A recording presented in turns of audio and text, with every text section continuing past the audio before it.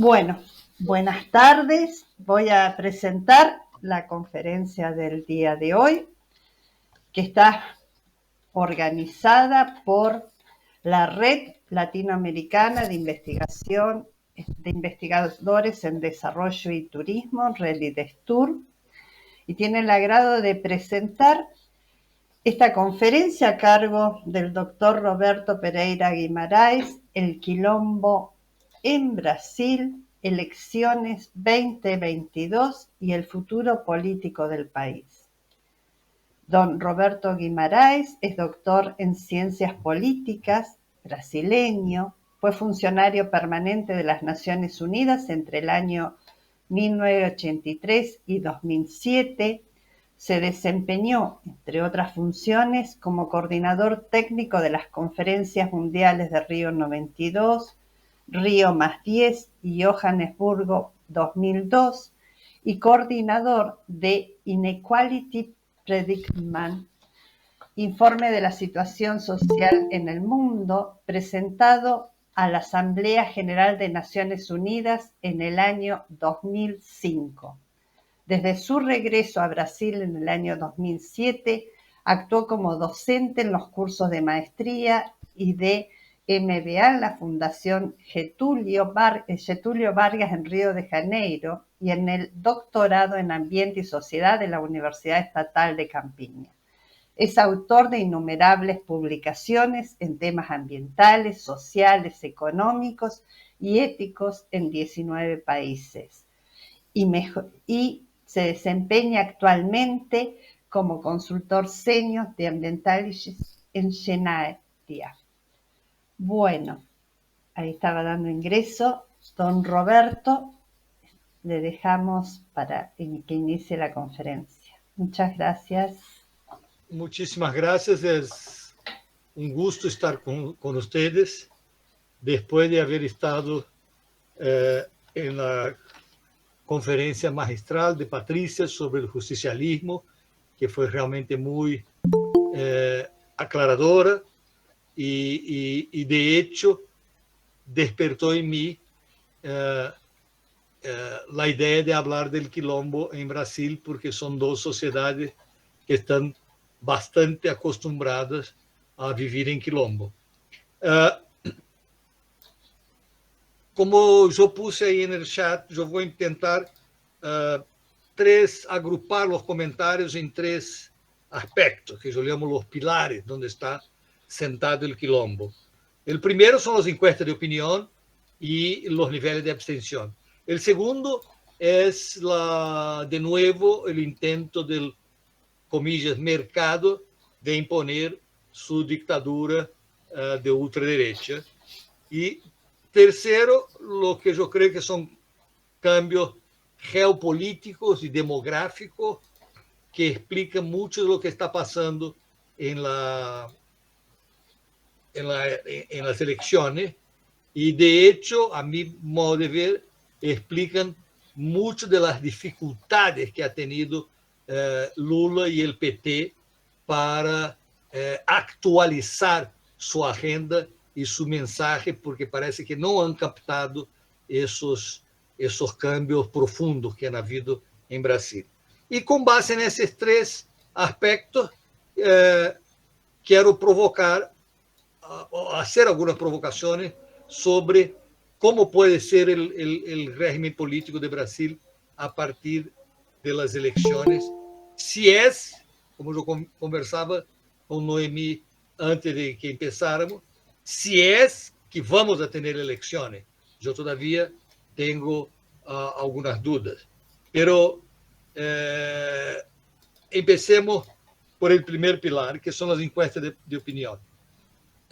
Porque mucha gente se sorprendió con el resultado, porque de la manera que mostraban Lula al frente, muchos creían, incluso yo, que ganaría en la primera vuelta, y no fue así. Y ahí empezó toda una discusión donde se habían equivocado las encuestas. Y lo que se ha comprobado ahora es que las encuestas no es que estuviesen equivocadas, pero a forma de apresentá-las estava profundamente equivocada. Lula jamais tuvo 10 pontos de ventaja, a lo máximo tinha 5. E quando uno saca as médias de todas as encuestas, muestra que realmente não havia mais que 5 pontos, que foi mais ou menos o que resultou nas eleições. Então, havia um equívoco na forma de reportar as encuestas que levou muita gente a enganar-se de lo que podia passar. Pero agora as encuestas mostram que, como mínimo, esses 5 pontos siguen vigentes. Ou seja, Lula sigue por lo menos com 5 pontos, de não ser mais, de ventaja. Tanto que hoje, quando começaram a incorporar dados das encuestas que não han sido reportados, estavam lá, qualquer um podia ver, mas não se reportava, que são o que se chama a tendência de eleitores que todavia não declaram seu voto, se vê claramente que essa tendência é favorável a Lula e não a Bolsonaro. De hecho, e com isso, as encuestas agora hablam entre 52% e 54% dos votos válidos para Lula e 48% para Bolsonaro. Então, me parece que as encuestas han contribuído um pouco para o quilombo, não? Porque a gente diz, bueno, há um fenômeno acá que nadie supo captar e que não era esse passeio que Lula ia dar, por lo tanto, há que ser mais cauteloso respeito da segunda volta. Não é tanto assim. Lo que sí é importante é o nível de abstenção, o ausentismo, não? Porque alrededor de 21% não votaram na primeira volta. E que é a mais alta nos últimos 20 anos. Só superou isso quando Dilma ganhou de José Serra e a abstenção estuvo em quase 22%. E por que isso é um dado importante? Porque, se uno vê, está concentrado em níveis de baixos ingressos e de menor escolaridade. Por lo tanto, isso prende uma luz amarilla nas campanhas de Lula e por isso estão fazendo uma campanha massiva para que a gente não deixe de votar. Porque se tradicionalmente havia abstenção, lo que sí também não há nenhum exemplo anterior de eleições em Brasil em que na segunda volta a abstenção não é mais grande. E por uma questão lógica. Em la primeira, además de votar para presidente, tu vota para senador, para diputado, para governador. Em la segunda volta, há por lo menos 14 províncias, mais de la mitad, que não vai haver segunda volta provincial. Então, isso quita um pouco o incentivo do eleitor de ir a votar. Então, o segundo componente, además das encuestas, do quilombo, é que vai passar com o absenteísmo, ou seja, com a gente que não vai a votar. E isso é sério, porque há não só uma campanha de fake news para que a gente não vote, principalmente do lado do campo do PT, como, de hecho, actos que impedem a votação. Por exemplo, na primeira volta já há comprovado uma série de actos que impediram a los grupos indígenas de votar, com bloqueio de carretera, etc. Tanto que, se uno separa os grupos indígenas, o ausentismo eleitoral chegou a 30% a 35%. Então, não é só a campanha para que a gente não vote, é adoptar medidas que impidam que a gente salga a votar. Por el lado positivo, terminando essa primeira parte, por el lado positivo está a decisão da Suprema Corte y que ha sido más o menos acatada por toda la provincia, de garantizar el transporte gratuito para la segunda vuelta, porque eso hace, en tese, hace com que diminua bastante a parcela que não vai votar, não? Principalmente a gente com menos plata e que prefere gastar em outras coisas e não em tomar um transporte público para ir votar. Bueno, o segundo pilar de que olhamos é a ditadura do mercado, não? Porque o mercado tradicionalmente ha sido um disfraz para a ultraderecha, porque quando uno vê quem são os que hablam em nome desse mercado, uno vai encontrar muito pouco representante de las classes produtoras. Em sua maioria esmagadora, são gente do mercado financeiro, de los setores rentistas, especulativos, não?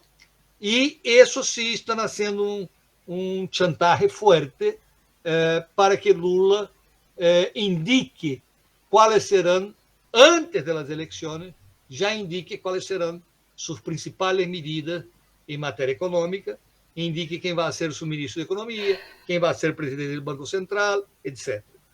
Isso, todavia, provoca muita confusão no debate. Aunque, de novo, há signos bastante positivos. Um deles é que um grupo de economistas liberais que vêm desde o governo de Fernando Henrique, padres do Plano Cruzado, do Plano Real, etc., que agora saíram a público com um manifesto muito contundente em que, em resumidas contas, o que eles dizem é que, pese a que terem profundas diferenças ideológicas e políticas com Lula, recomendam que se vote em Lula na segunda volta, porque o que está em jogo não é a economia, é a democracia em Brasil. Então, isso não deixa de ser um hecho novo e positivo, que por primeira vez a gente que está gravitando no lado do mercado, da economia, salga público para dizer, a ver, não confunda o debate, aquele debate não é só um projeto de governo, o debate é civilização ou barbárie, e, por lo tanto, há como muitos dizem, um deles, o padre do Plano Real, que disse, não tenho dúvida em votar em Lula. E ao dia seguinte, eu sou oposição a Lula. Mas, nesse momento, o que está em jogo não é um projeto petista ou bolsonarista de governo, o que está em jogo é a democracia de Brasil. Então, isso eu encontro que, pese a que vai seguir havendo esse ruído muito forte do mercado em contra de Lula, isso, em certa medida, ha sido aminorado. O outro que me parece importante também, desde o ponto de vista do mercado, é o verdadeiro, como chamamos em Brasil, estelionato eleitoral que quer fazer Bolsonaro, não? Não sei se vocês han estado acompanhando, pero ha lançado 3 iniciativas que são muito desastrosas para o futuro do Brasil e já lançada agora na eleição. O primeiro é que o sueldo mínimo deje de ser indexado à inflação, não? Que ha sido tradicionalmente assim. En el caso de los gobiernos del PT, no. Tanto que en los gobiernos del PT el sueldo mínimo subió 74%. ¿Por qué? Porque se ajustaba por la inflación y más un percentual del aumento del PIB. Entonces, por eso que el sueldo mínimo siempre tuvo aumentos reales en el gobierno del PT. Está hace 4 años sin ningún tipo de aumento y ahora quieren quitar la indexación. E isso significa volver à ditadura militar, que quando também desindexaram, e de ser assim, hoje o sueldo mínimo já não valeria nem um terço de lo que vale hoje. Então, isso realmente é desastroso e echa por terra todo um universo de gente jubilada, pensionista, porque são todos indexados ao sueldo mínimo. Se uno quita a inflação do sueldo mínimo, a gente vai estar cada dia mais empobrecida. Lo outro é uma emenda constitucional, e não se olvidem que Bolsonaro controla o Congresso, que é uma emenda constitucional, por lo tanto é permanente. São como bombas que estão deixando para o próximo governo, caso ganhe Lula. Um pouco como passou com Dilma. Gana, pero depois eu inviabilizo seu governo e lo saco. Que é desobrigar algo que está na Constituição desde sempre, não só da última, sempre estuvo, que o governo federal tem que traspassar a las províncias e a las municipalidades uma parte importante de los gastos de saúde e educação. E agora, com a emenda, o governo federal deixa de estar obrigado a essas transferências. E, por último, terminar de privatizar o butim neoliberal, privatizando a Petrobras e todos os bancos públicos de Brasil. Por suerte, isso não tem que ver com o quilombo, pero pongan aí como uma nota de pé de página.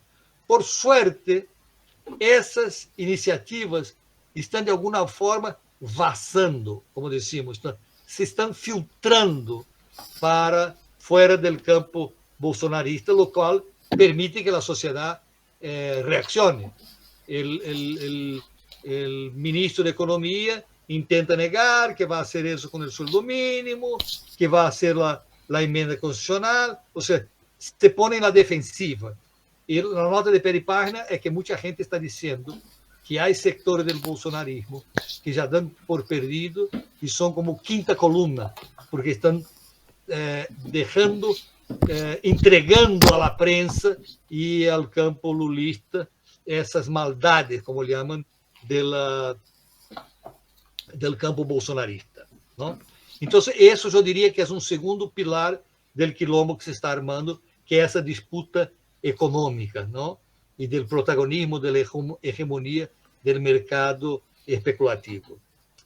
O terceiro, que me parece um dos mais importantes, são os cambios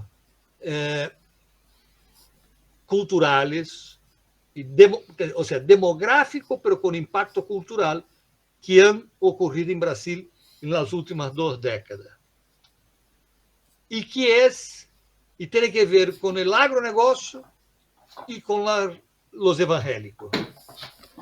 Porque o agronegócio, que agora representa quase o 30% do PIB, ha provocado um cambio cultural, tanto que me gusta bromear que o Brasil está deixando de ser o país de la samba para ser o país do sertanejo, ou seja, da música country. Não? E, como sabemos, são áreas tradicionalmente mais conservadoras. Então, isso é um cambio importante, porque é essa gente para a qual muito mais importante que o sueldo mínimo, que a situação econômica, que a corrupção de Bolsonaro, é a questão do aborto, a questão do matrimônio gay. Ou seja, há cambios culturais nisso, não? E também o crescimento evangélico, que hoje já é a segunda força e se sigue assim vai ser a primeira da religião em Brasil. Com um importante impacto, porque não é só uma questão de crescimento numérico de evangélicos versus católicos, mas são, mais que nada, militantes. Nós sabemos, tradicionalmente, os católicos não vão à missa, ou seja, se declaram católicos. Pelos evangélicos, sim, frequentam a igreja, não? E isso ha se transformado em um cenário importante da disputa eleitoral. Para os que acompanham as notícias em Brasil, veem diariamente gente que ha sido agredida, expulsa de templos evangélicos quando se desconfia que vão votar em Lula. Então, há um cambio importante nisso, não? E isso ha criado um novo clivaje entre élite e pueblo, não?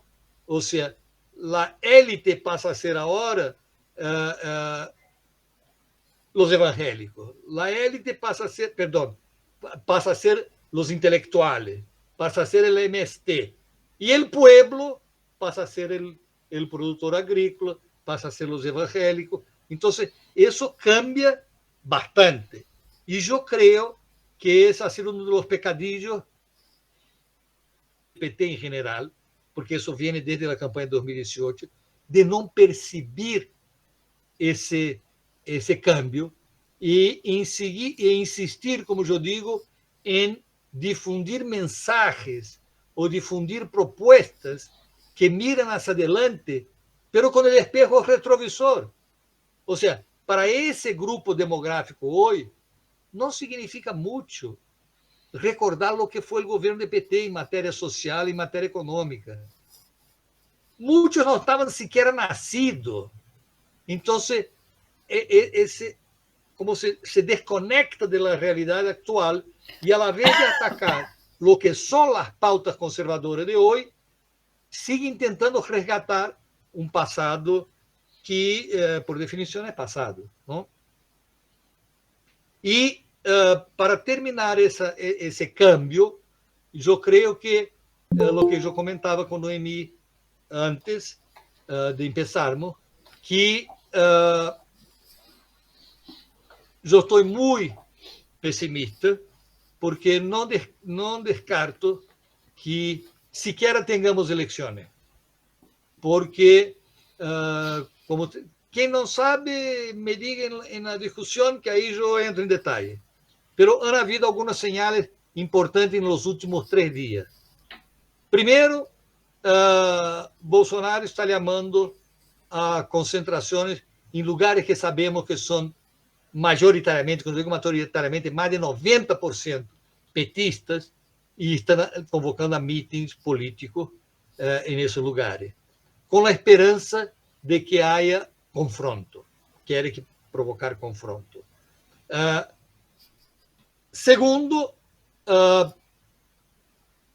isso que eu dizia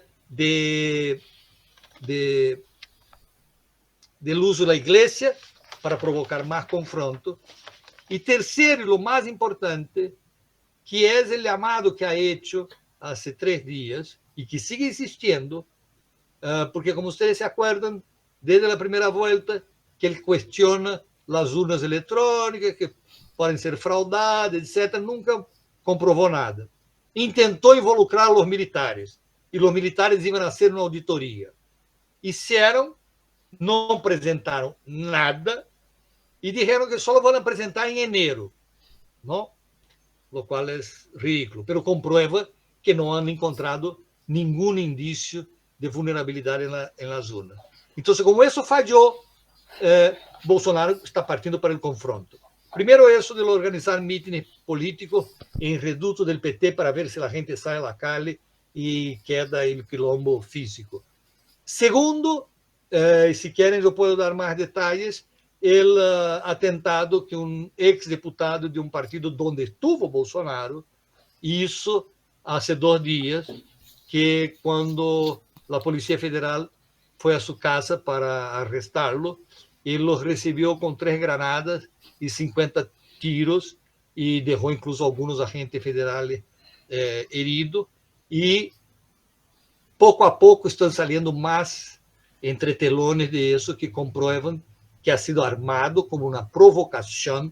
Ele queria o confronto e Bolsonaro mandou o ministro de Justiça para ir aí a sua casa, e alguns diziam que iam mandar os militares para proteger esse tipo. Como o tipo, digamos, se foi de la mano, porque 50 tiros, herir a los agentes, 3 granadas, etc., a coisa se foi de la mano, e ele deu marcha atrás o ministro não foi, quedou na ciudad cerca e os militares não han ido.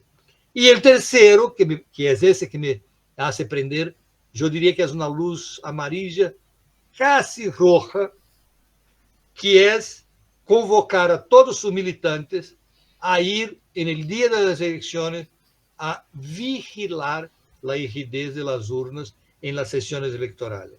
¿Por qué eso me prende una luz roja? Por dos razones. Una obvia. Si tú logras que no se pueda votar en un número expresivo de sesiones, inviabiliza las elecciones, ¿no? Eso ya sería una luz amarilla. Pero se torna roja quando Steve Bannon, que vocês sabem, que é o canalla que foi o que hizo a campanha de Trump, que agora se foi à cárcel, quando dijo ao dia seguinte dessa live de Bolsonaro que acompanhava e apoiava totalmente a Bolsonaro, porque essa é a maneira de garantizar a rigidez das eleições. A gente tem que ir a las sesiones aí para supervigilar a votação. Lo cual me hace entender que lo que está haciendo, una vez que fracasó el intento de toma del Capitolio, él está haciendo una estrategia más inteligente. A la vez de esperar perder las elecciones, decir que hubo fraude e invadir la Suprema Corte, no. Hagamos algo más efectivo. No dejemos que se hagan las elecciones, ¿no? Entonces, por eso yo digo que esos cambios demográficos estão poniendo em tela de juízo as eleições. E agora, não está tão mal, 30 e poucos minutos. Vou a deixar o quilombo por aí e falar um pouco como eu vejo as eleições, independente de se gana Bolsonaro ou gana Lula, não? Bom, se gana Bolsonaro, não há que dizer, não? Borrar Brasil del mapa del mundo.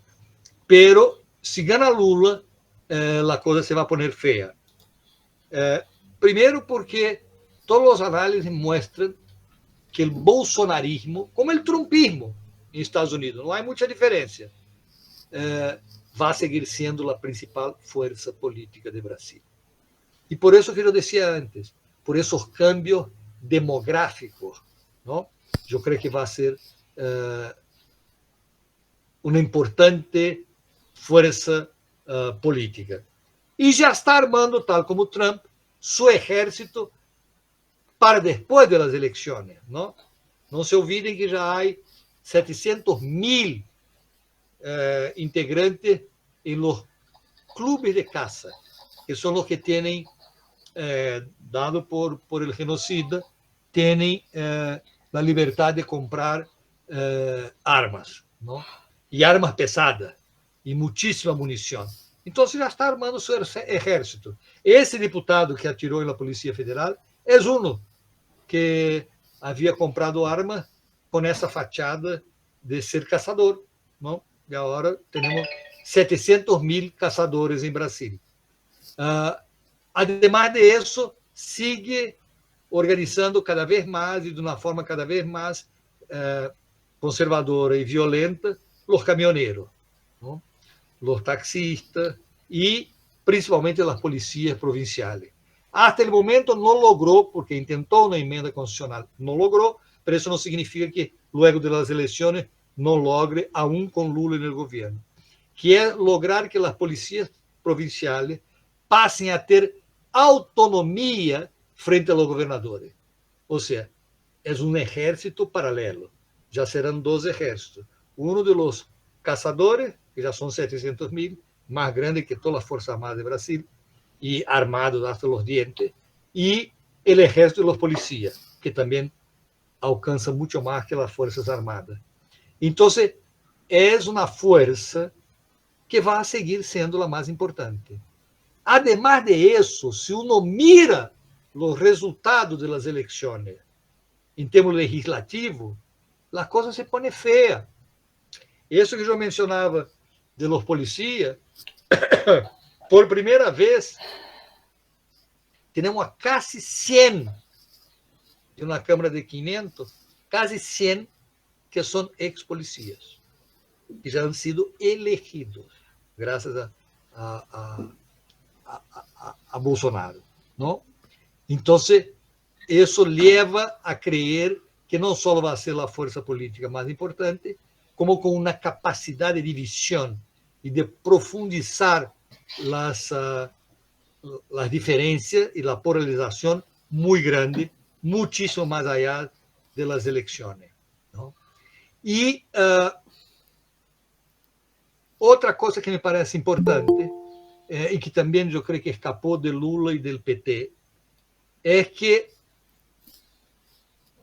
uno, em certa medida, se eu não puder resumir de uma maneira um pouco exagerada, mas se me permitem,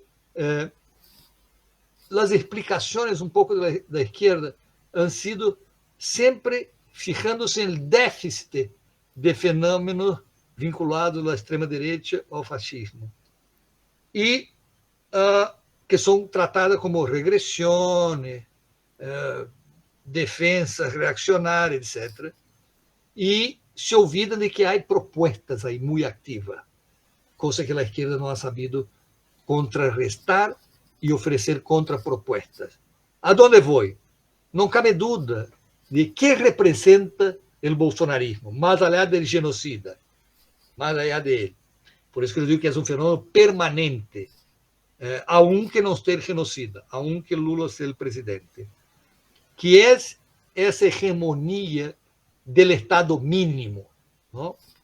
Ou seja, hoje ganha cada vez mais aceitação a crítica isso da educação no hogar, porque isso democratiza. Com a pandemia, com a Covid, muita gente teve que fazer educação online e agora os setores que querem desgregar a sociedade dizem, não, esse tem que ser o modelo do futuro. A escola tem que ser em la casa. Não? Lo mismo sustituyendo a saúde por a saúde privada, não? E também as pensões, como mencionando. E terceiro, sustituyendo a seguridade pública, que por alguma razão se chama seguridade pública, por seguridade privada. Ou seja, esses são os três, digamos, pilares, para poner uma palavra ridícula, do estado mínimo do bolsonarismo. Não educação formal, educação em la casa, não saúde, plano privado de saúde e não seguridade pública, porque já temos os caçadores, as polícias e a gente armada, e não trabalhadores organizados, porque agora temos os empreendedores, não? Ou seja, os entregadores de iFood, os motoristas de Uber, não são empregados, como se chama? Fragilizados, vulneráveis, sem nenhuma garantia social. Não. São empreendedores. Têm a bendição de ser jefe de si mesmo. Ou seja, com isso se arma o Estado mínimo, que logra servir de novo, como eu digo, criar um novo clivaje entre essa gente e a élite cultural intelectualizada que todavia defende os valores do iluminismo, da educação pública, da segurança pública, da saúde, etc. Não? E, em certa medida, hace implodir a solidariedade. Ou seja, não tem sentido mais sindicato, não tem sentido nada disso, porque eu sou empreendedor. Então, eu me arreglo solo. Não? Isso, digamos, é como eu vejo o régimen político, independente de que ganhe ou não Lula. Pero com um cambio cultural mais profundo de lo que eu mencionava antes, provocado por la ascensão do agronegócio e desse conservadorismo da música country, não? De las pautas morales por cima das pautas que sempre han dominado o debate público em qualquer lugar do planeta.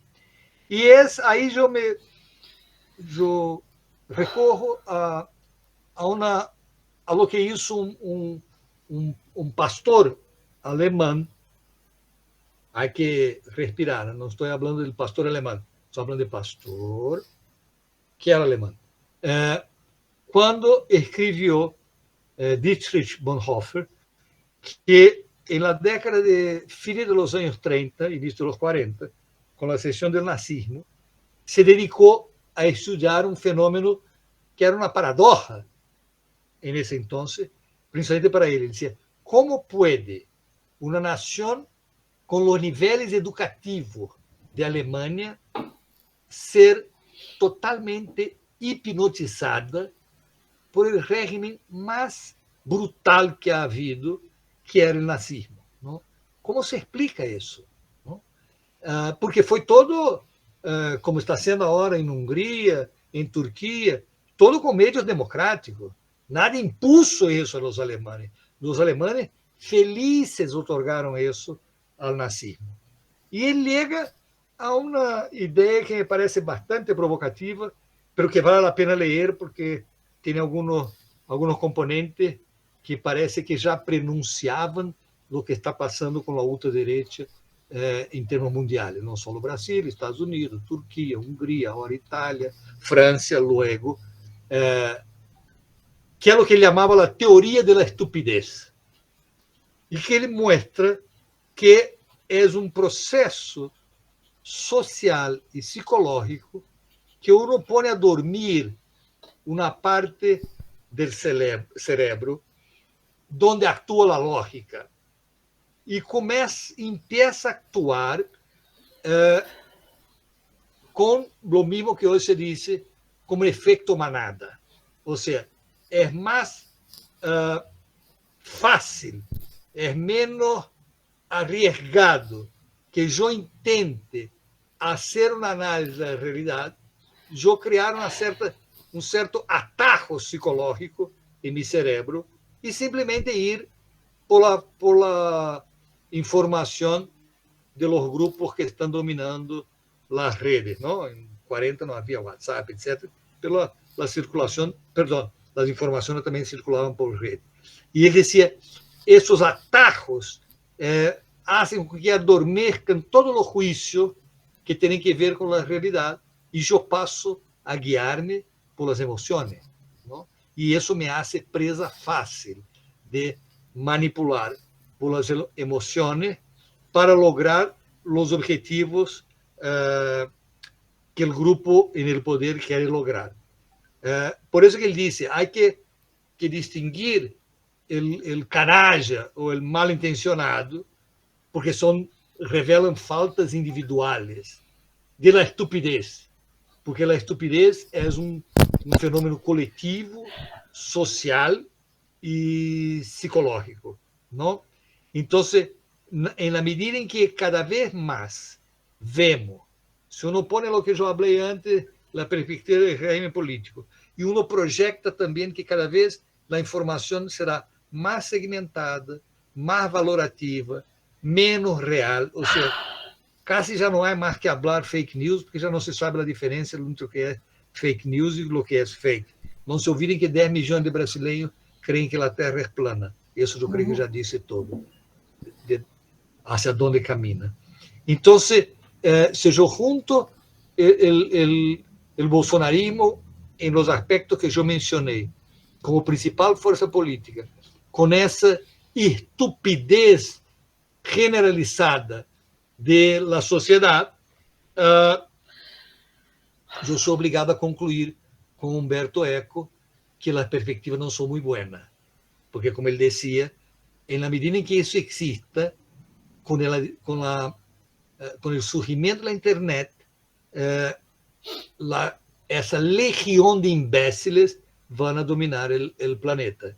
Então, o que eu vejo no futuro do Brasil, aun que seja com Lula, é uma batalha cuesta arriba em contra dessa tendência do bolsonarismo, cada vez mais importante, mais invasivo, e essa estupidez generalizada em la sociedade, e a impotência ou a incompetência da esquerda de proponer pautas que, a vez de resgatar o paraíso perdido, logrem responder a essa dinâmica, não? Bueno, creio que he logrado falar em menos de 50 minutos e já me dou por satisfeito, já abusei demasiado da paciência de vocês. E agora sim, que venga o quilombo, ou seja, o debate. Sí. Gracias. Bueno, muchas gracias, Roberto.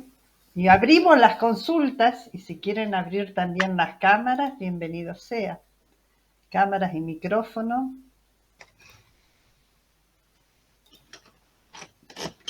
Los dejó a todos mudos. Pati. Mudos y preocupados. Sí.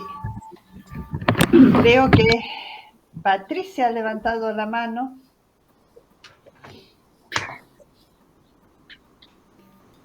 Sí, ¿me escuchan? Sí, bueno, Patricia. Muchísimas gracias, Roberto, como siempre. Se me pasó rápidamente, es decir, sumamente interesante. Y bueno, mi pregunta, comentario, va en un sentido quizás más de largo plazo, de observar más el largo plazo. Estamos todos preocupados por esta novedad que para mí constituye ciertos señales de problemas en las fuerzas que, digamos, progresistas representaban Lula, Néstor Kirchner, Cristina Kirchner, en fin, Correa, todo este boom del progresismo latinoamericano. Ahora, Lula está volviendo. Nosotros estamos con muchos problemas también, como conversamos la otra vez. Y mi pregunta es la siguiente. ¿Cuál fue la debilidad? ¿Cuál fue el error para que después de tanto tiempo en el poder, tantos años en el gobierno, estemos ahora en una situación como la que tú estás describiendo y como la que estamos atravesando nosotros? Y lo estoy conectando, no sé qué te parece a vos, Roberto, lo estoy conectando con lo que vos mencionabas en la última parte, que es la etapa particular del neoliberalismo o capitalismo tardío, como que quisiéramos llamarlo, que estamos viviendo.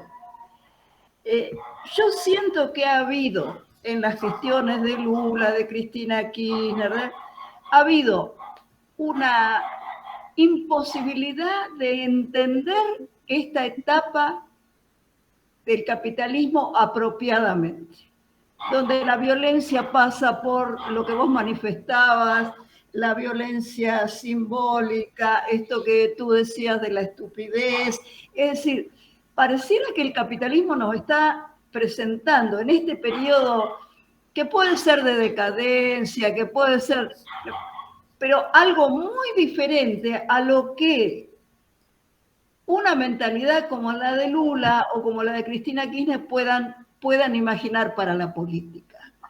¿No habrá habido ahí una falta de inteligencia en el buen sentido, en el sentido colectivo de estas fuerzas para entender verdaderamente la etapa que estamos atravesando del capitalismo?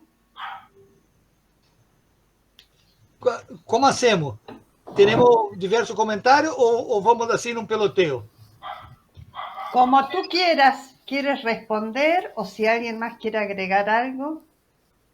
Não, se alguém quiser agregar nessa mesma direção, fantástico. Do contrário, eu intento não responder, mas comentar sobre o comentário de Patrícia. Eu creio que há dois. É sempre fácil fazer diagnóstico sobre o passado, não? Então, dicho isso, o qual já desqualifica um pouco o que vou dizer, me parece que houve dois errores, como tu disse. O primeiro foi, se uno mira toda a área social, que hoje é um slogan, não? La miseria no espera. Então, houve uma forte preocupação no curto prazo de transferência de ingresso, com o programa Mi Casa Mi Vida, Bolsa Família, etc. Pero não se han hecho, nesse mesmo momento, não se puseram sequer as semillas de uma transformação permanente da economia brasileira. Então, que é o que passa? Lograste sacar 40 milhões da miséria, lograste sacar o país do mapa do hambre. Pero como não há cambiado nada das estruturas econômicas e produtivas, hoje estamos pior do que estávamos. Não sei se me explico. Ou seja, se ha atacado os sintomas mais de curto prazo, pero deixando a um lado, deixando intocável os mecanismos que han provocado essa miséria, em primeiro lugar. Dou só um exemplo, que a mim me dá vergonha ajena quando eu vejo a Lula usando isso em sua campanha, não? Que é uma verdade, mas me daria vergonha, porque por detrás está reconhecendo o equívoco. Quando ele disse, e é verdade, Brasil em los 10 anos, a maior parte dos dois governos de Lula, foi o país em que a pobreza ha reduzido mais, foi o campeão mundial da redução da pobreza. O campeão mundial, aí não, divide com China, pero igual, divide o campeonato mundial de redução da desigualdade. Isso não é pouca coisa. Pero, ao mesmo tempo, foi o país que mais criou milionários. Com todas as franquicias, com todos os benefícios que regalou a quem?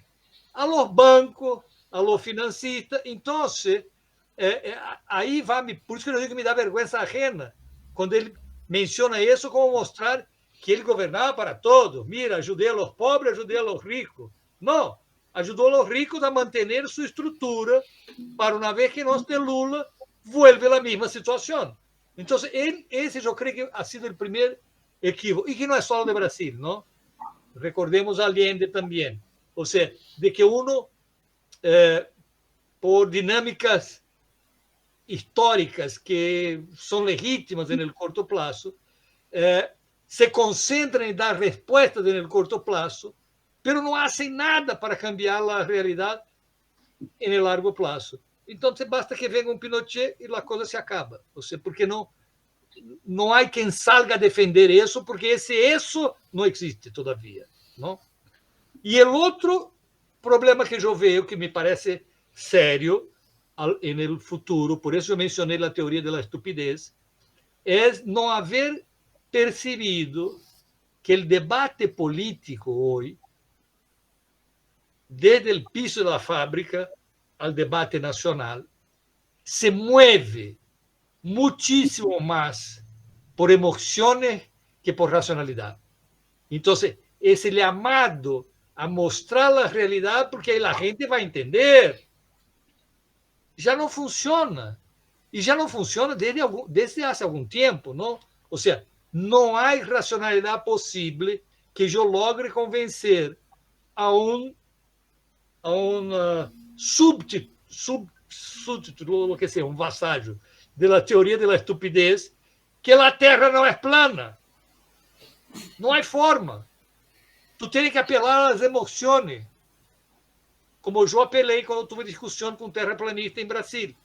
Eu lo agarrei, lo levei a la playa e nunca mais falou sobre o tema. Lo levei a la playa e le dije, mira, eu sei que tu eres bolsonarista, eu tenho amigo bolsonarista, não me importa. Tá? O único que me importa, e eu parto para uma confrontação física, é quando ofendem minha inteligência. Não? Então, que tu seja bolsonarista, perfeito. Que tu seja terraplanista temos que resolver aqui, agora. E vou dar uma maneira muito sencilla de resolver isso. Não vou exigir que tu entenda de astronomia, de astrofísica, porque tu não entende de um carajo, como é que vai entender essa coisa? Pero eu te poderia fazer uma apuesta e dizer-lhe que te dou $1 milhão se tu logra mostrar-me um exemplo de um astro entre os centenares de miles de milhões de astros que há por aí no universo, uno que seja plano. Isso já deveria ser suficiente. Mas eu sei que isso está demasiado para uma pessoa que tem um coeficiente de inteligência entre ameba e vírus. Então, não te vou pedir isso. Mas sim te vou exigir uma outra forma de discutir, porque, de lo contrário, vamos ter um problema aqui, agora, físico. Vamos à praia. Elija aí o mais grande navio que tu veas. E vamos a quedar acá hasta que desapareça no horizonte. E, óbvio, desapareceu. Esse que eu digo que é passar a, como se chama, a discutir por as emoções.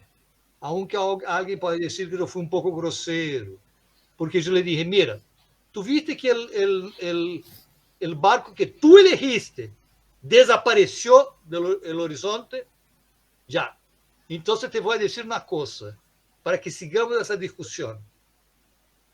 Se tu amanhã não me traz uma notícia periodística que diga na primeira plana, barco desploma de la borda de la terra,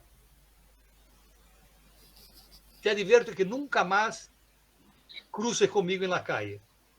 Cambie de acera, porque eu te vou romper a cara por imbécil, entende? Ou seja, foi uma maneira que eu tive carinhosa de apelar para as emoções e não para a racionalidade. Não? Estou falando de, como diria, mentira de hueveo. Lo que quero chamar a atenção é o seguinte: não há como deixar o debate político em base exclusivamente racional, quando a racionalidade já se foi ao carajo desde o nazismo. Então, eu creio que esse é, perdão que eu falei demasiado, mas era meu segundo intento de complementar tu comentário, que o segundo grande erro que eu creio foi isso de não cambiar nada, só no curto prazo, os sintomas, e, además, seguir apelando para uma racionalidade, a la vez, como isso o agro, como isso o bolsonarismo, começar a criar, não é simpatia, sinergia ou aderência, não, se me escapa a palavra, adesão a emoções e não só a la racionalidad, ¿no? Gracias, Roberto. Coincido mucho con lo que dices. Gracias, gracias.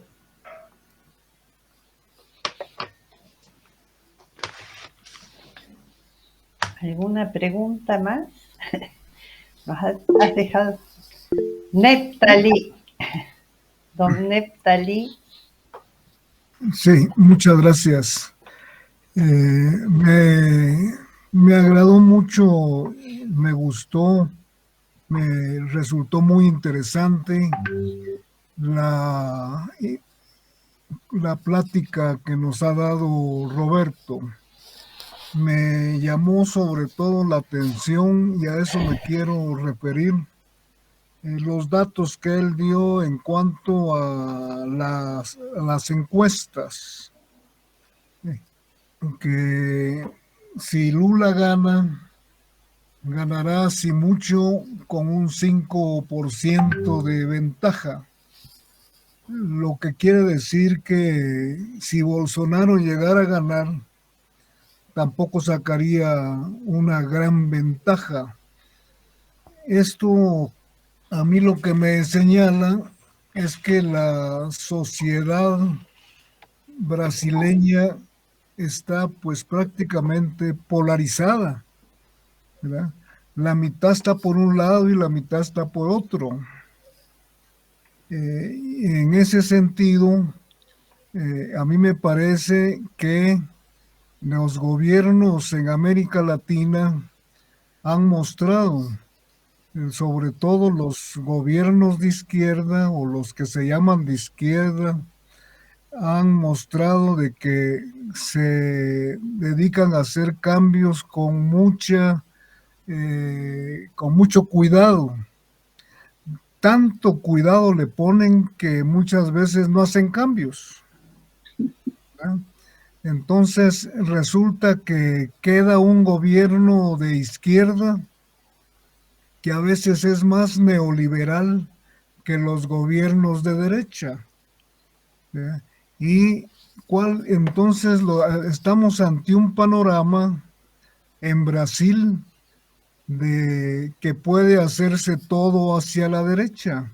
Si gana Bolsonaro, será un gobierno de derecha, claramente de derecha.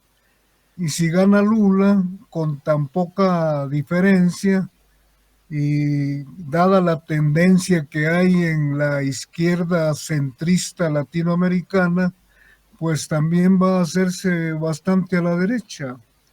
Esto pasa incluso en sociedades, en países en donde las encuestas y luego los resultados son mayores. Hemos tenido experiencias en donde se ha sacado una diferencia mayor al 10%, ¿verdad? Y aún así, la izquierda se comporta con demasiado cuidado, ¿verdad? Entonces, con base en esto que nos has dicho, Roberto, eh, ¿cómo ves tú el futuro de América Latina? En el sentido de que hay ya muchos países que tienen gobiernos democráticos, gobiernos de izquierda, pero donde los cambios siguen sin verse y que la posibilidad de Brasil se ha visto como la oportunidad de hacer la balanza más hacia la izquierda. Pero ¿y si lo que vamos a tener es un gobierno que va a tener que cuidarse tanto de la derecha? Porque además hiciste ver que Bolsonaro no nada más está fuerte políticamente, sino también tiene a su lado el poder militar. Entonces, ¿qué expectativas, qué perspectivas le ves tú a la democracia en América Latina con los resultados a los que se llega en Brasil?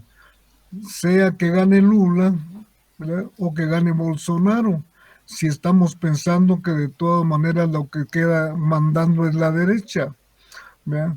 ¿Qué posibilidades hay de que los gobiernos como el que está en Colombia, el de Venezuela, el de Bolivia y un poco más lejos el de México y el de Chile, qué posibilidades hay de que tengan un poco de más peso para poder caminar en los cambios que se necesitan, que son urgentes en América Latina?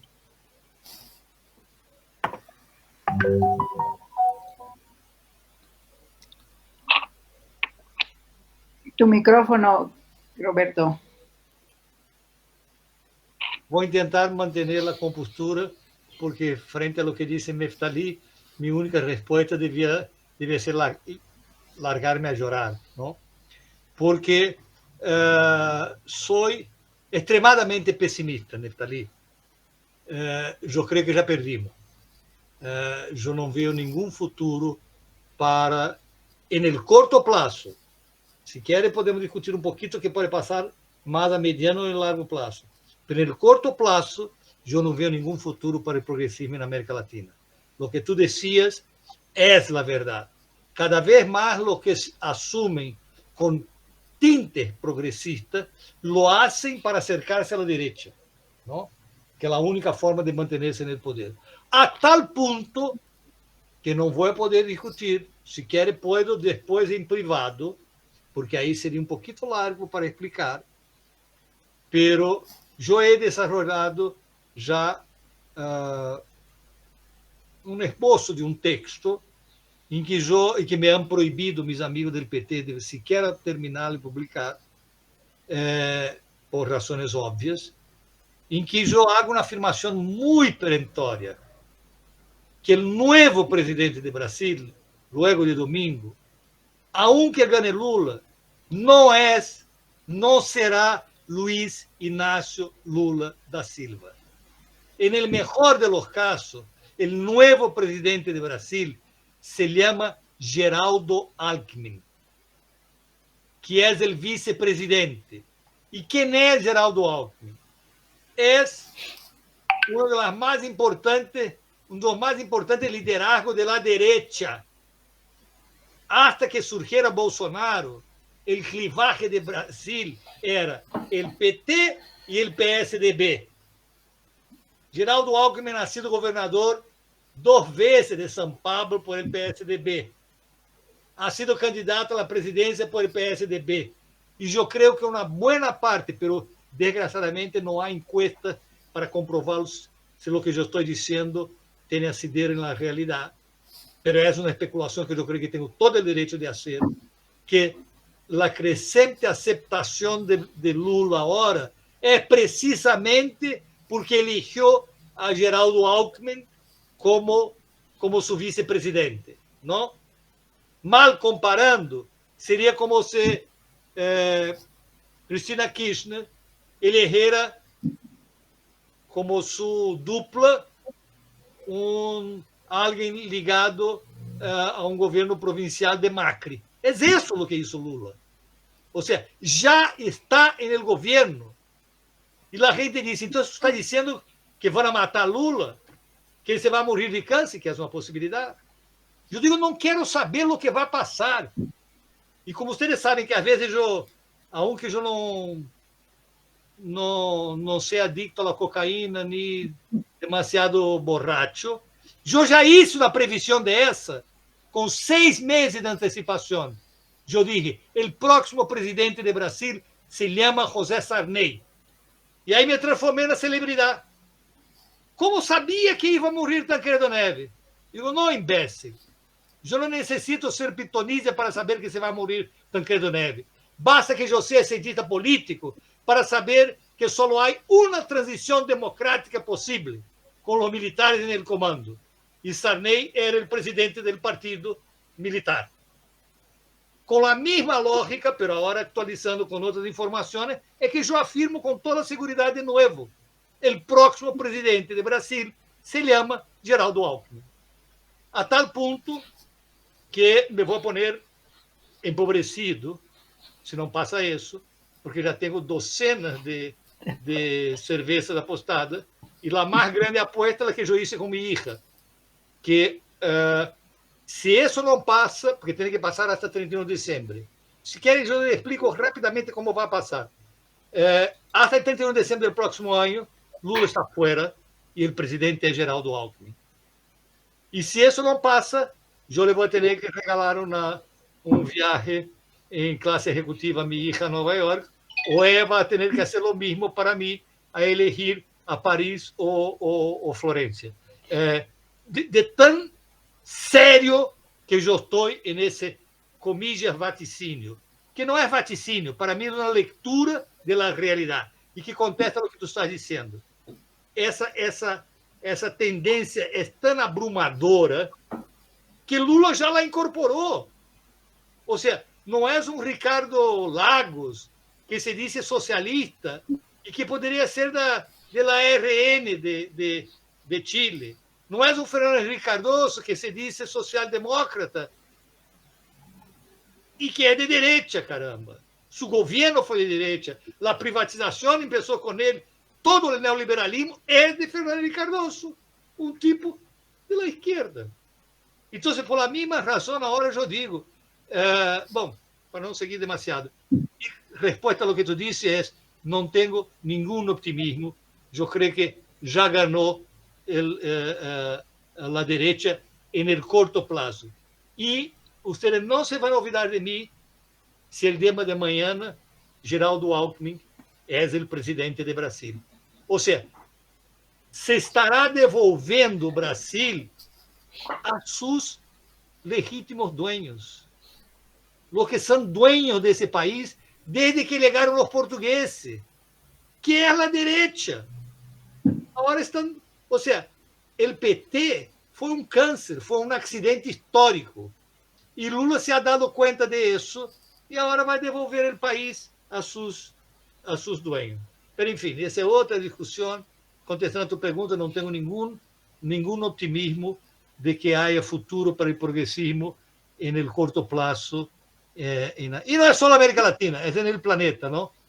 Porque es exactamente lo mismo que está pasando en Europa. Mi única esperanza es lo que escribió hace mucho un poeta medio humorista en los años 60, y que decía que los revolucionarios de hoy son los reaccionarios los revolucionarios de ayer son los reaccionarios de hoy y los torturadores de mañana. Yo creo que el mundo camina hacia eso y ya me voy a dar por muy feliz si quedamos en la etapa del reaccionarismo. Ya será una ganancia de dejar de ser progresista para ser reaccionario, gobierno reaccionario, pero por lo menos que no sea un gobierno que hace matar a la gente, torturar, etc. ¿No? Perdón que me pongo un poco agitado cuando hablo de esas cosas. Te emocionas y eso es bueno. Muchas gracias, Roberto.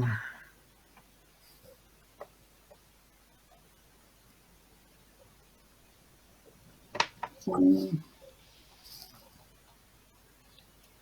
Pues muy interesante, ¿eh? Y muy reflexivo y muy preocupante lo que está pasando. Porque uno pensaría que a lo mejor hay esperanzas, pero de acuerdo a lo que se comenta, pues no es así. Efectivamente, hay muy poca esperanza que haya cambios radicales y realmente de mayor construcción de una sociedad diferente. Los que me conocen saben hace mucho que yo soy asumidamente esquizofrénico. Entonces yo diría que en el corto plazo es así que yo veo. Pero en el largo plazo yo voy extremadamente optimista. Que si nosotros tenemos esa misma conversa en 5 años o en 10, la situación va a ser distinta. Y yo creo que el cambio va a venir por un cambio generacional. O sea, son los jóvenes de hoy que no están esclavizados por esos esquemas mentales que nosotros tenemos, ¿no? Y yo creo que por ahí es que puede venir un estallido en serio. O sea, puede no, estoy convencido que vendrá, pero en el corto plazo, corto mediano plazo, la situación yo veo negra, pero en el largo plazo estoy delirantemente optimista de que sí habrá cambio. Pero esa es la base de la esquizofrenia, ¿no? Pues,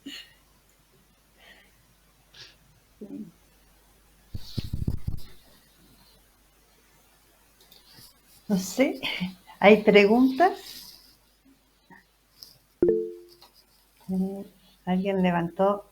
Mariela. Mariela pone muy preocupante la situación en el chat. Sí. yo me pregunto, Roberto, ¿cómo puede la gente aguantar tanto? Bajo Es de ahí que viene mi optimismo. Hay un momento que la gente dice basta. 2 meses antes que se cayera el muro de Berlín, ¿cuántas personas tú conoces que imaginaban que se iba a caer? Que se iba a derrumbar toda la estructura de la Guerra Fría. Entonces, gracias a Dios, la historia no es lineal, ¿no? Entonces, yo creo que es preocupante, pero así como es preocupante para mí y para ti es muchísimo más preocupante para mis hijos, ¿no? Y hay gente que no se aguanta más. Basta mirar las estadísticas de depresión, de suicidio. O sea, la gente, como tú dices, ya no aguanta más. Entonces, mi esperanza es que en un momento eso va a estallar, ¿no? Y va a ser probablemente un estallido no político, un estallido más social, pero más profundo. Já basta. Basta ver a gente agora, o grande fenômeno sociológico que existe nos Estados Unidos, que é a... Ai, tem um nome que não me acordo agora, a renúncia silenciosa. A gente está abandonando seus empregos. Ou seja, a gente está dizendo, já não aguento mais. E aí tu diz, como vai sobreviver? Não quero saber, pero não quero mais trabalhar onde trabalho. Isso já tem proporções importantes para ser classificado como um fenômeno novo, não? Que não me acordo agora o nome, mas é algo assim como a renúncia silenciosa, não? A gente está abandonando seu posto de trabalho. Então, eu creio que por aí é a outra cara de lo que tu decías, Lila. A gente já não aguenta mais. E ele não aguenta mais, choveu. E na realidade, se tu mira as estadísticas de suicídio e de depressão, não? Isso, em algum momento, vai ter que ter uma força mais criativa e menos autoflagelante, não? De deprimir-se, de tentar escapar, abandonar todo, e dizer, não, aqui agora eu me planto, não? Creio eu.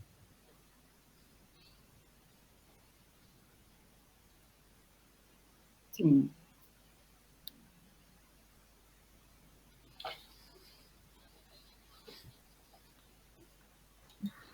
No se oye. Sí. Roberto, te has silenciado. Perdão, é que eu estava dizendo que como nadie puso nada novo, eu ia perguntar a Neftali e Lilia como vem isso que estamos falando no caso de México, não? Já estão pensando em emigrar ou não está muito desesperador? ¿Y a dónde se migra? Sí, todo está igual o peor. Sí, como decías, el mundo en general, ¿no? Ya irte a Italia ya no es garantía, a Europa no es garantía, Asia, a lo mejor Asia un poco, no sé, pero igual están viviendo situaciones bien complicadas. Sí, y aquí el panorama, a mí ahorita que señalabas lo que pasa en Brasil en relación a Lula, me da la misma impresión de lo que pasa con López Obrador. No ha tocado prácticamente a los grandes capitales, ¿no? Entonces ahí los está dejando igual, ¿no? Son dádivas lo que les da la gente y ya con eso piensa que está cambiando las cosas y como tú lo señalabas en relación a lo que pasó con Lula, creo que es el mismito ejemplo de lo que está pasando aquí y que efectivamente pues es seguir entregándoles realmente el país a los dueños que desde la época colonial y que pues aparentemente es otro el discurso, pero en la realidad se ve que no es así. Cuando AMLO ganó las elecciones, en su primer discurso, él hizo saber que pues prácticamente primero serían los pobres. Y la forma en la que estableció eso fue manejando una especie de equilibrio político. Es decir, si uno revisa el primer discurso de AMLO como presidente, se da cuenta que quiso poner la balanza equilibrada algo para el lado derecho y algo para el lado izquierdo, algo para los ricos, algo para los pobres. Pero en la medida que fue avanzando en su gobierno, se fue haciendo más hacia la derecha y poco a poco ha ido caminando más hacia ahí. De hecho, tampoco se le puede reclamar mucho porque en campaña él hizo ver que él no era un candidato de izquierda, ¿verdad? Él no se planteó nunca como candidato de izquierda, sino que él habló más bien como recordando a alguien de los momentos iniciales de la Revolución Mexicana, ¿verdad? Él decía, yo soy nacionalista, ¿verdad? Yo no soy de izquierda. Y en efecto, cada día que pasa muestra más que no es de izquierda, ¿verdad? Como dijo Lilia, para el pueblo lo que hay son limosnas, son ayudas. Y para el otro lado, para los ricos, lo que hay son grandes proyectos de inversión, los megaproyectos neoliberales, como se les llama, ¿sí? Entonces, eso ha generado, y ese es el problema, diría yo, a futuro, eso ha generado que en su propio partido, en donde ya se está tratando de dirimir cuál va a ser quién va a ser el nuevo presidente o la nueva presidenta de México cuando él deje el poder dentro de aproximadamente año y medio, ¿sí? Ahí hay una confrontación bastante fuerte entre un candidato que se le ha hecho fama, un precandidato, ¿verdad? Porque todavía nadie es candidato, que se le ha hecho fama de ser muy centrista, muy ligado al partido anterior, al PRI, ¿sí? Con mucha relación con el otro partido de derecha que es el PAN, ¿verdad? Y una precandidata a la que lo que más se le hace ver es su pasado revolucionario cuando fue estudiante de la UNAM, ¿verdad? En unas palabras, pareciera que se trata de hacer ver que la candidata es la candidata de izquierda y el candidato es el posible de derecha, pero ambos dentro de Morena, ¿sí? Y eso en estos momentos es la confrontación que hay. Y se habla en términos, yo diría que ya no tan coloquiales, sino irrisorios. Se habla de las corcholatas que maneja el presidente, ¿sí? Pero yo creo que él está perdiendo un poco control en ese sentido, porque ya al tiempo que va, lo que ha sido la historia de México, y el PRI la cumplió muy bien, y Morena se parece ya en mucho al PRI, pues cuando ya llega al último año el presidente, ya prácticamente ya no manda. Ya los que están decidiendo el futuro político del país son otros, ya no es él, ¿no? Entonces a mí me parece que la situación desde ese lado no tiene tampoco mayor esperanza como la que tú planteaste, no nada más para Brasil, sino también para América Latina, ¿sí? Sin embargo, yo creo que hay otra confrontación en la que hay que poner también la vista, y es la confrontación que se da fuera de los que están peleando por el poder del Estado. y está en estos grupos llamados autonómicos y reivindicatorios. A mí me parece que allí lo que se está buscando a nivel de las autonomías de las comunidades es precisamente salir de esa esfera de que da el poder del Estado para poder manejarse de alguna manera más democrática, más soberana, ¿verdad? Y por eso se busca la situación de las autonomías, ¿verdad? Desde luego que esto tiene sus dificultades.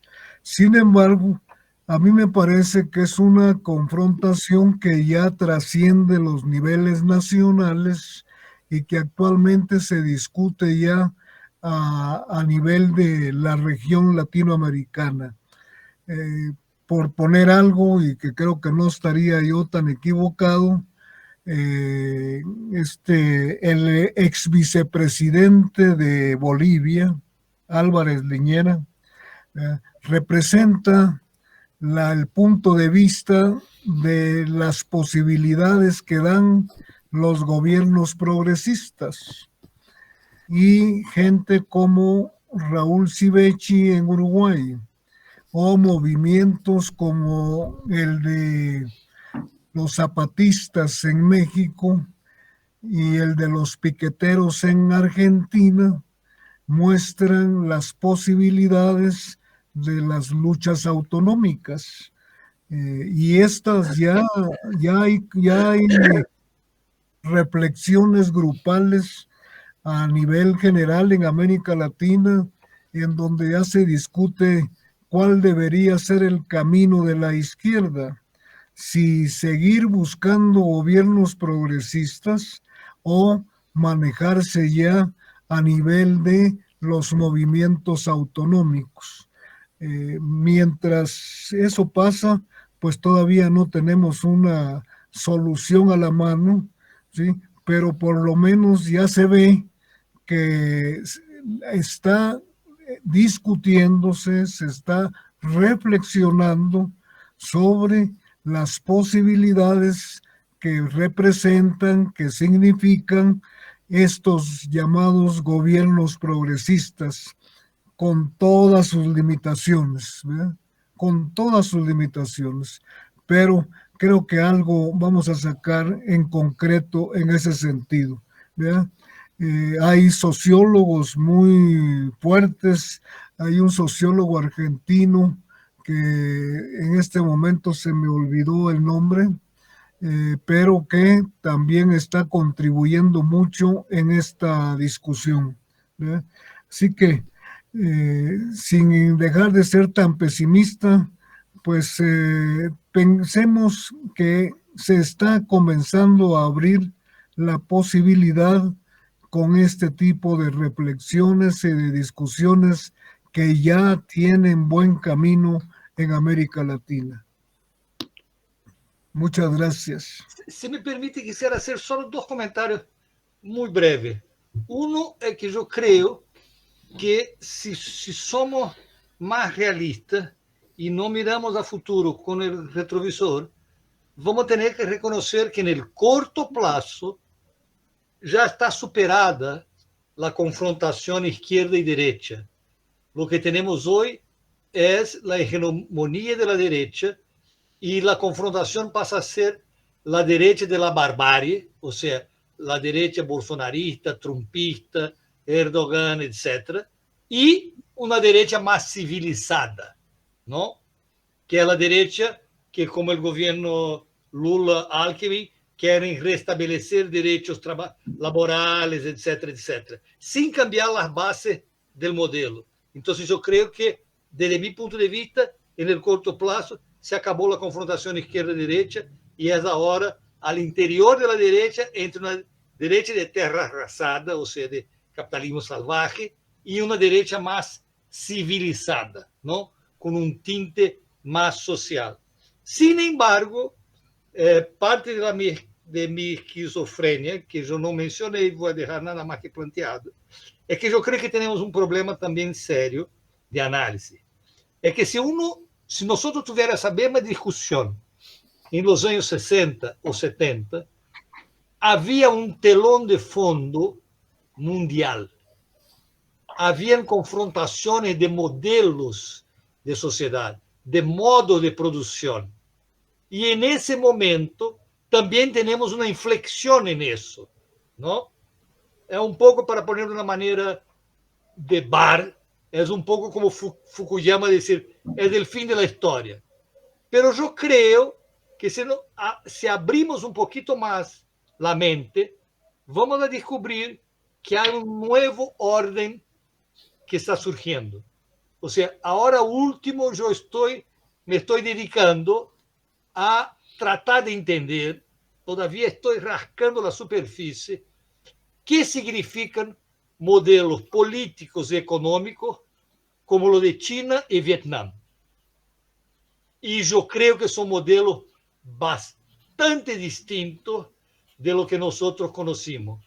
E eu creio que hace falta nessa discussão latino-americana, e não só latino-americana, também na Europa, de mirar essas discussões para poner de alguma forma geopolíticas globais. Para poner uma das coisas que já aprendi do modelo vietnamita e chino, já passei 6 meses em Vietnã, é que há uma paradoxa impressionante. Se uno mira a raiz agora del Congresso del PC chino, os dados da economia china são impressionantes. São muitíssimo mais mercadistas que as mais grandes economias do planeta.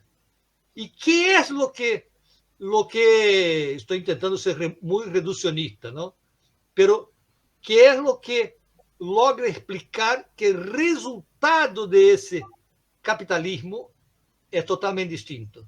Tanto que muitos que estudam Vietnã e China dizem um dos equívocos é tentar definir-lo como capitalismo de Estado.